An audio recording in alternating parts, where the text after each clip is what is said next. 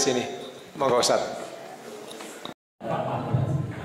Assalamualaikum warahmatullahi wabarakatuh. Pertanyaan sudah kedaluarsa, tapi hari ini tetap terbuka di mata kita dan sangat vulgar, yaitu money politik. Jadi hari ini kita sama-sama tahu bahwa demokrasi kita itu digerogoti oleh politik uang. Dan tahun 2019 kita insya Allah sama-sama tahu 33% pemilih kita itu karena uang. Dan kulon ini dulinane ten ibu-ibu, ten pasar-pasar, ten bakul-bakul iwak. Niku nek kula takoni milih ibu, nah lah Pak ngono kok dipikir, pokoke seneng kayak duwe ya wis dicoblos habis. Dan diperkirakan oleh Burhanuddin dari surveinya itu tahun 2024 ini bisa sampai di atas 80%. Dan hari ini kita sama-sama tahu orang bagi-bagi uang, ternyata dari Bawaslu juga tidak jelas tindakannya. Nah, nanti bagaimana Bapak mensikapi hal semacam ini? Apakah Bapak juga ikut-ikut berpolitik uang? Dan ini sangat mengkhawatirkan demokrasi kita semua. Terima kasih, kurang lebihnya mohon maaf. Assalamualaikum warahmatullahi wabarakatuh. Kalau Bambang Suprayanto, Pak Guru SMP IPS Sumombito 1. Oke, terus Pak Bambang. Sing main duit iku uang sing ora wedi karo Gusti Allah. Karena itu dilarang dalam agama. Itu dilarang agama. Dan Pak Bambang, saya sama sekali tidak pernah menggunakan uang. Waktu pencalonan pun yang kemudian Bapak tahu harus didukung, kalau di Jawa Timur, Jawa Tengah, Jawa Barat harus didukung oleh 5.000 KTP. Saya nggak memberikan uang. Ya, terus dibantu lare-lare jelas di kulo sinten, mereka memberikan KTP-nya dan tanda tangan. Neng kulo juga tahu diri. Mereka akan kemudian berjasa kepada saya. Akhirnya setelah selesai, ini kulo nyuwun pirsa kali sing ngempalaken siapa yang memberi. Itu kemudian kampung itu saya beri bibit tanaman durian dan apokat. Saya sama sekali tidak ngasih uang. Dan itu selesainya memberinya nanti sekali setelah selesai beberapa bulan. Ya, jadi tidak ada motif bahwa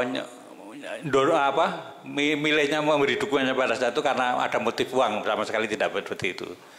Kemudian di dalam perjalanan seperti menawi panjenengan tanggal tikulo, kira-kira pemilihmu piro Pak Agus? Sama sekali saya nggak punya info, nggak punya gambaran, karena saya nggak bagi uang. Kalau bagi uang kan yang dibagi 100 bisa diperkirakan kalau 20% sekian, kalau 50% sekian.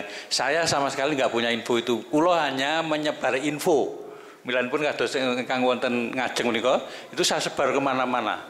Bapak tertarik nggih monggo, mboten nggih mboten menapa-napa menika hak Bapak Ibu sedaya, gitu. Dadi saya nggak main uang Pak. Nah kemudian perkara ini ke depan seperti apa? Saya itu waktu Ketua KPK sudah menyarankan politik uang seperti ini harus cepat hilang. Caranya gimana? Jangan boleh partai itu mencari uang sendiri. Saya waktu itu mengusulkan dan sudah ditandatangani oleh semua ketua partai, partai itu dibiayai oleh negara. Nanti di dalam pemilunya jika kita atur, nggak boleh pasang banner, sing pasang baliho banner ngaten niku namung negara-negara Amerika Latin toh. Wonten Eropa mboten wonten, wonten Amerika mboten wonten, gitu. Alhamdulillah pun pemilu yang efisien, yang efektif itu harus kita terapkan. Nggak boleh ada money politik, nggak boleh ada orang nyebar duit kayak ngono kuwi ora oleh. Nek kalau nyebar duit kemudian harus ada tindakan.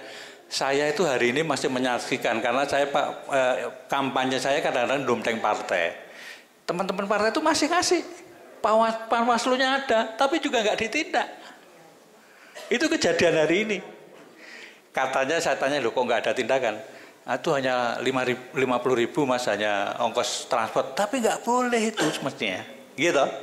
Itu nggak boleh. Tapi hari ini masih berlaku dan tidak ada tindakan itu. Milani pun ke depan politik itu harus kita perkenalkan politik yang bersih.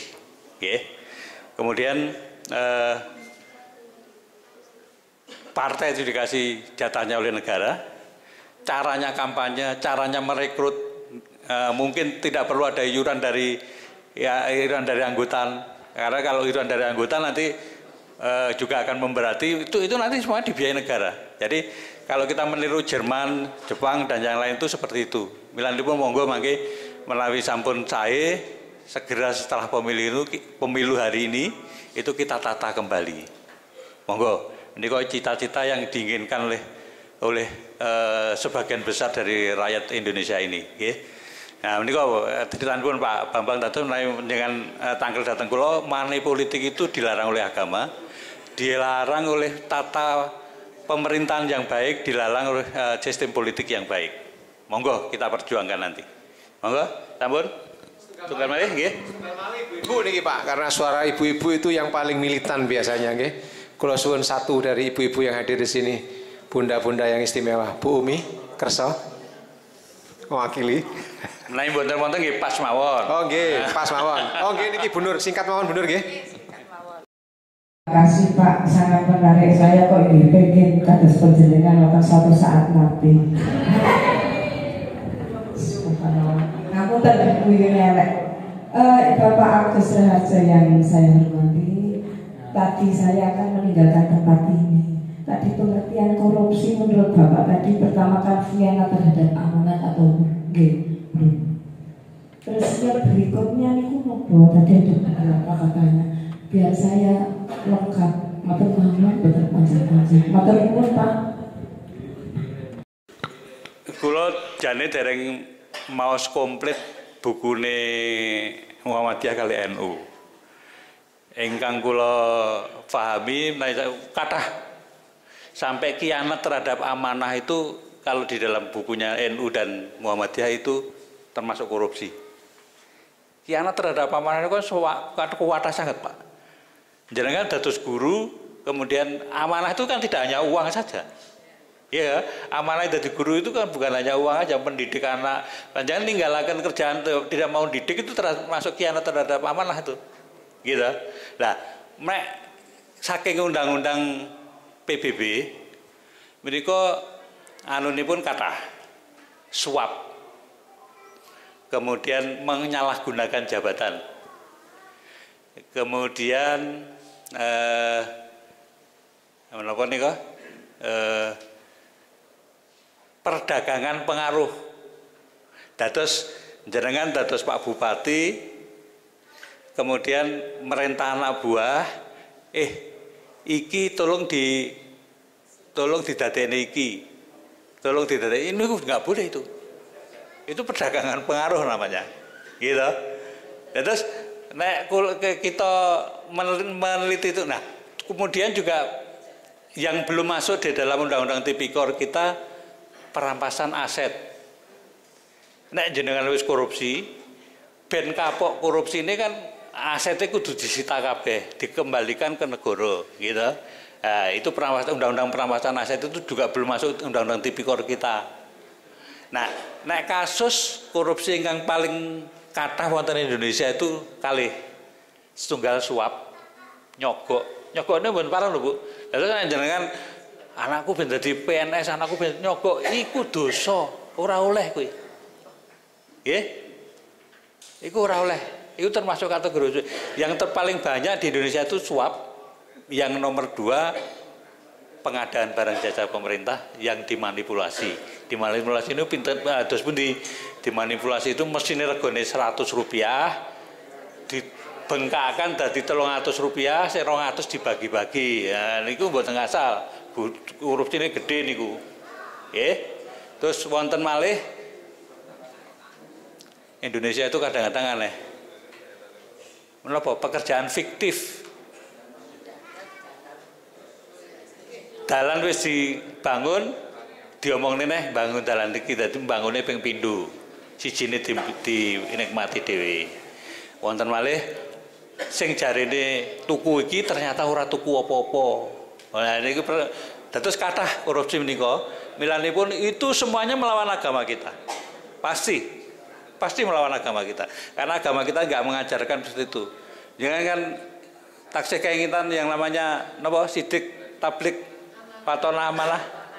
Agama kita kan pengennya kan itu, niru Kanjeng Nabi Rasulullah SAW gitu. Agama kita kan pengennya itu. Kok awak dhewe iso niru. Milanipun intinya hanya itu. Jadi agama kita sebagian besar bisa kita jadikan pedoman hidup. Bahkan saya kadang-kadang masih bertanya pada orang yang sekarang nggak diajar budi pekerti loh. Di dalam agama itu sudah lengkap. Kalau kita menjalankan agama pasti budi pekertinya juga tercakup di situ. Gitu. Matur nuwun Ibu. Matur nuwun. Nun sewu nyuwun pangapunten menawi wonten kelepatan. Kula nyuwun jenengan tulung jenengan sedaya mugi-mugi kita nantinya dapat berjuang bersama-sama. Amin. Matur nuwun. Wassalamualaikum warahmatullahi wabarakatuh. Salam warahmatullahi wabarakatuh. Matur nuwun Pak Agus rawuhipun berkenan kembali ke tempat dulu.